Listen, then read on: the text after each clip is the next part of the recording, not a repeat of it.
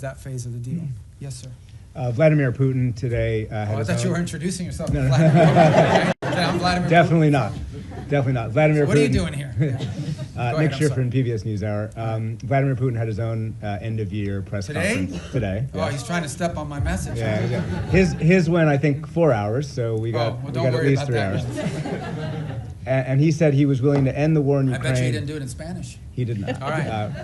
Go ahead. I'm sorry. No, it's right. He said he was willing to end the war in Ukraine based on principles he had outlined last summer, and that included a complete Ukrainian withdrawal from 4 regions, most of which are not occupied by Russia, recognition of occupied Russian territory in Ukraine, and the complete lifting of sanctions. That goes beyond some of the recent conversations you've been having. So do you think Putin is serious about peace, and is the U.S. willing to recognize occupied Russian territory in Ukraine? Look, I think ultimately there is what people say, and I'm not claiming that that's not his position. I'm just saying there's what people say and then what people do. In the end, we're not going to base our approach to finding peace here on the basis simply of what people are saying. We're going to base it on what people are willing to agree to, what countries are willing to agree to.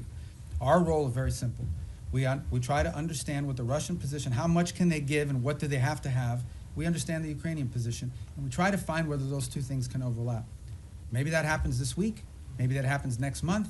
Maybe that's not ready for a few months. That's not up to us. That's up to the two sides. In the end, it's up to them to make a deal. We can't force Ukraine to make a deal.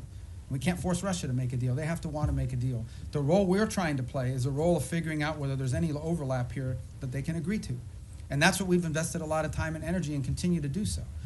That may not be possible. I hope it is. I hope it can get done this month before the end of the year. I want it to end as soon as possible. I know the president is deeply committed to helping it end.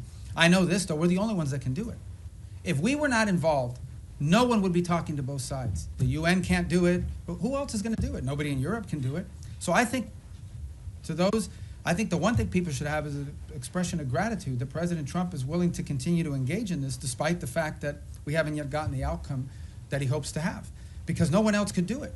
And so that's what we're trying to do here. So this whole narrative that we're trying to force something on Ukraine is silly. We can't force it. There's no peace deal that Ukraine, there is no peace deal unless Ukraine agrees to it. But there's also no peace deal unless Russia agrees to it. We are just trying to find whether there's common ground that we can make happen.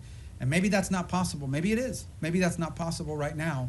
But we don't think our work could potentially serve as a baseline for that in the future. Maybe it is possible now. We're going to continue to test it and see where we can get to. Is the U.S. willing to recognize occupied territory? I'm not going to speak on any specifics of any deal because we're not going to be able to negotiate a peace deal, especially one like this, in the media. Suffice it to say, let me just put it to you this way. There can't be a peace deal unless Ukraine agrees to it. And there can't be a peace deal, of course, unless Russia agrees to it. But remember that. Any peace deal is one that Ukraine has to agree to because they're a combatant. If Ukraine says we don't agree to it, there won't be peace.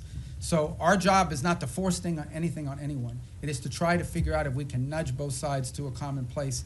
And guys, in a conflict like this, in a war like this, that's not easy. It takes a lot of time. We're going to have some patience with it, unfortunately. It's already gone longer. But understand why the president cares about this, okay? Because let's be honest here, and I'm not trying to diminish this, okay? Because it's an interesting position to be in. The United States only we don't provide weapons to Russia. We only provide weapons to Ukraine.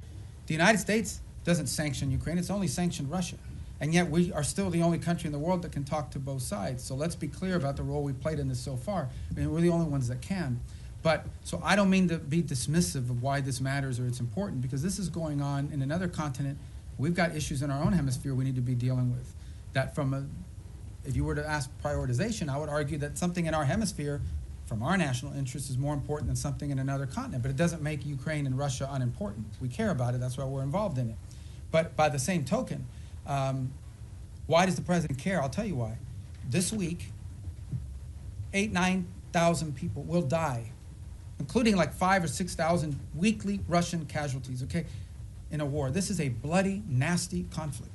In the same time, the entire electric grid, the entire infrastructure of Ukraine is being destroyed almost as fast as it's being rebuilt. Every week that goes by, the cost of rebuilding that country gets exponentially higher. It is now becoming generational reconstruction.